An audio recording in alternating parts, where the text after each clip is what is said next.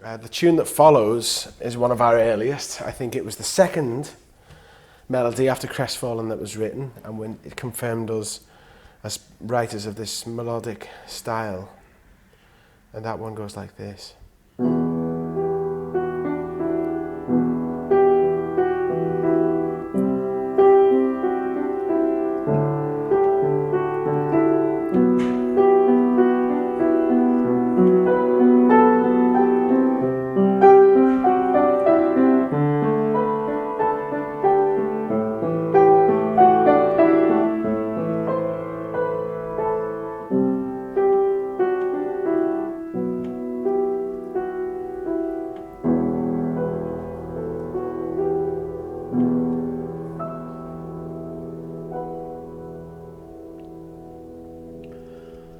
I remember being in Darren's bedroom, talking to him about that melody at a time when Paradise Lost's first album was starting to make quite a big impression on both of us. And I came up with that. And that cemented us together in terms of what we wanted to do as a band. This melodic, melancholic, tearful expression came across very strongly on that one. And it was apparently, although we didn't know, going to start a whole movement in which, you know, literally hundreds and hundreds of bands would follow in Europe, especially. But for us, it was just about trying to be as good as Paradise Lost. That's all we were trying to do. And because they were really, you know, I will tip my hat to them as being the pioneers of this. I wouldn't ever take credit for that, but I think we were certainly right behind them, right up behind them. And it was really special times, to be honest. I mean, for all, as I've said, about the turmoil that was going on at home, and they were difficult times for a young family, like we were, me and my brothers. They were special times too, and certainly quite fond memories of a lot of that.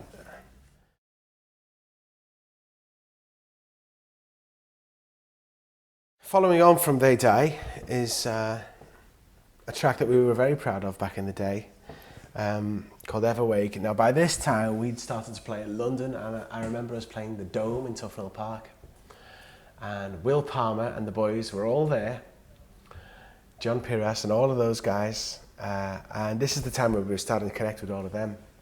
And they all took note of this particular song because nobody in the scene had done a track like that before. And it was pure acoustic, and it was just a female vocal, and a very simple piece of music. And they all loved it, you know, and they were all, you know, thinking, oh, you've done something great with this one and all of that. And we were young, and you know, everyone was into music, and we were all 21 years old, and everybody's positive, and it was great, you know. And anyway, we thought this song would be good to rework, simply because it would give us the chance to work with Annika van Giersbergen a little bit, because she is a friend of the band, and she goes back old school too, because her first band, The Gathering, also pioneered a movement similar to the way Anathema did, but they did it through a female vocal style. And she's a spectacular singer, she really, really is. And I've done lots of shows with her now, and she's a good friend of the band. And she was very accommodating and said yes, and thank you very much for the opportunity. And she did 2 songs, the first one being that one, Everwake, which is a lovely old kind of Celtic melody.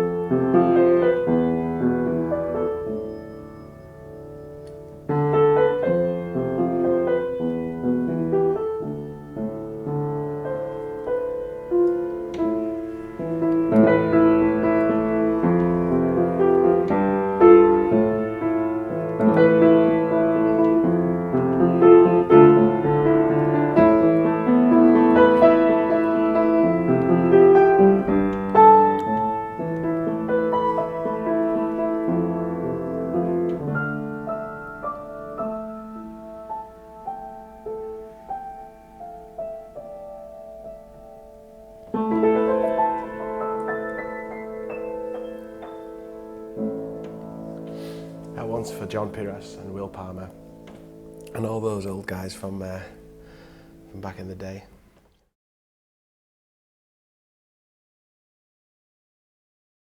This next one is my favourite track on the album, I think, really just because of the amazing job that Dave Stewart did on the orchestration of this.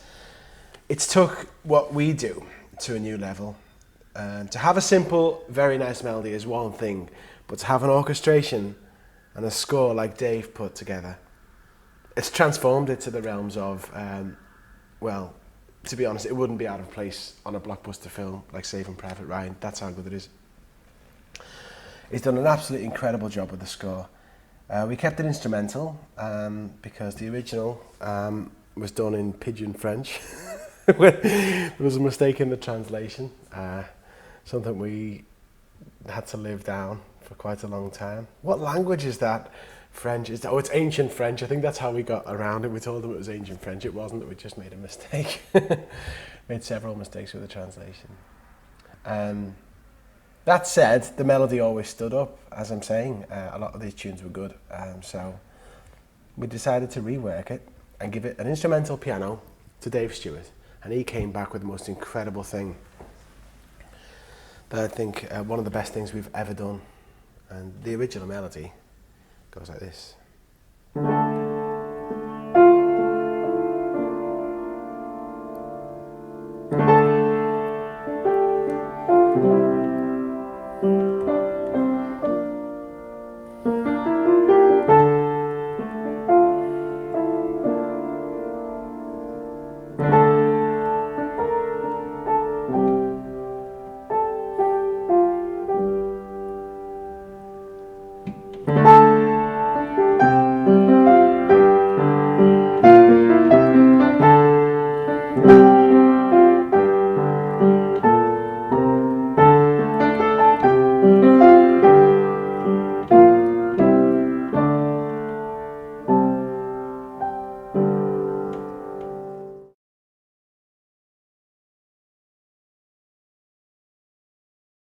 The next song is when we start to get into the Sound Enigma territory, which was a different time for the band.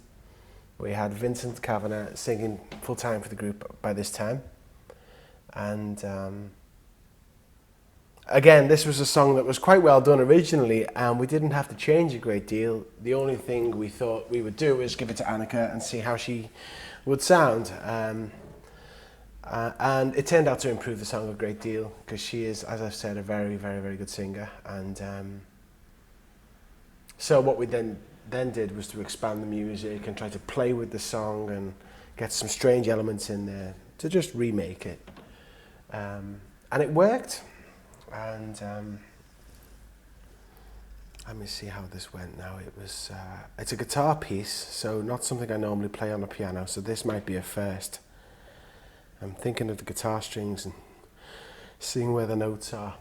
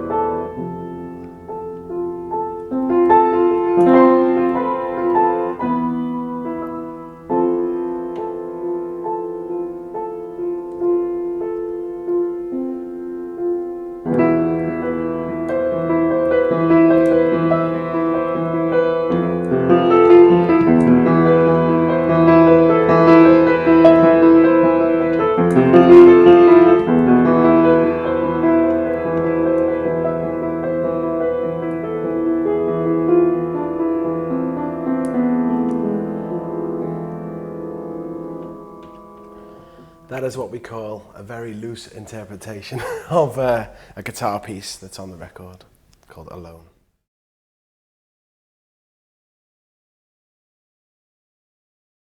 The next track, We the Gods, is one that I was particularly keen to do. And I realised this might cause a little controversy with some of the fans because the entire track is very long, it's 10 minutes long now. It's only the intro that was really suitable for the orchestral part.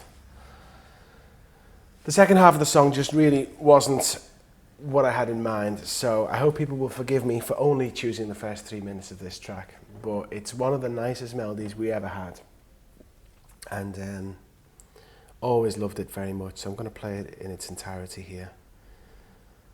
This was originally, believe it or not, very, very doom metal.